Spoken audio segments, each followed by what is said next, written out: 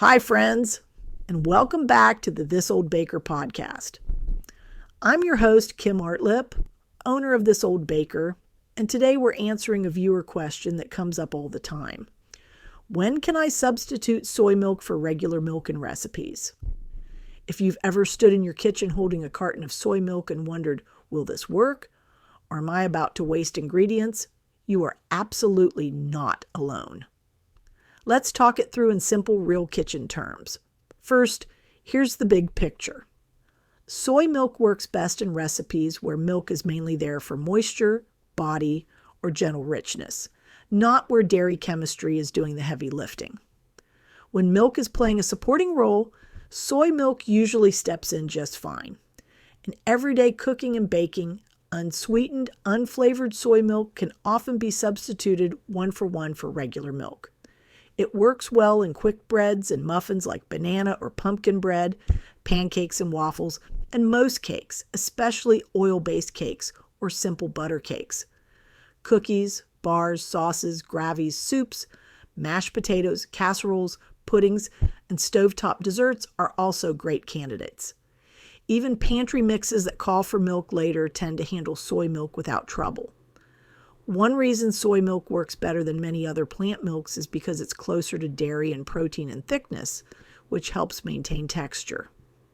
Now, there are a few situations where soy milk works, but benefits from a small tweak. Recipes like yeast breads, biscuits, scones, and custards rely more heavily on dairy's fat and natural sugars.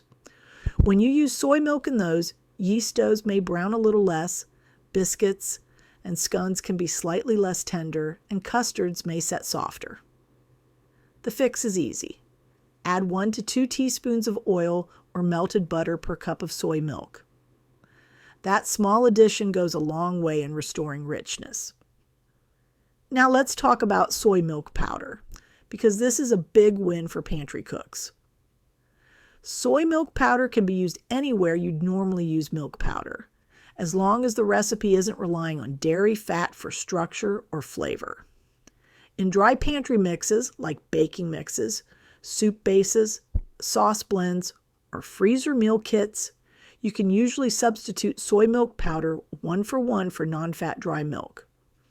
Once it's rehydrated during cooking, it behaves very much like liquid soy milk.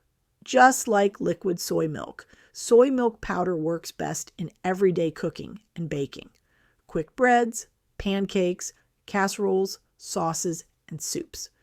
It's especially helpful for shelf-stable mixes because it keeps well and lets you control ingredients. If you're using soy milk powder in richer baked goods or yeast recipes, the same rule applies. Add a little fat later in the recipe, such as butter or oil, to make up for what dairy milk powder would normally provide. There are still a few places where neither liquid soy milk nor soy milk powder is a good substitute. Cream-heavy dishes like Alfredo sauce or cream pies, traditional scalded milk recipes, and candy making like caramel really depend on dairy chemistry. And as always, avoid sweetened soy products in savory recipes, because that sweetness can throw things off quickly. So here's the simple takeaway. If milk or milk powder is there to hydrate, soften, or lightly enrich, soy versions usually work beautifully. If dairy is there to create structure, browning, or creaminess, sticking with traditional milk is the safer bet. I hope that clears up some confusion and gives you confidence to use what you have on hand. That's what This Old Baker is all about. Practical cooking, flexible recipes, and well-stocked pantries that work for real life. Thanks for spending a few minutes with me today.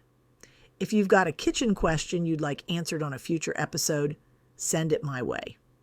Until next time, keep your pantry stocked, your recipes flexible, and your heart at home.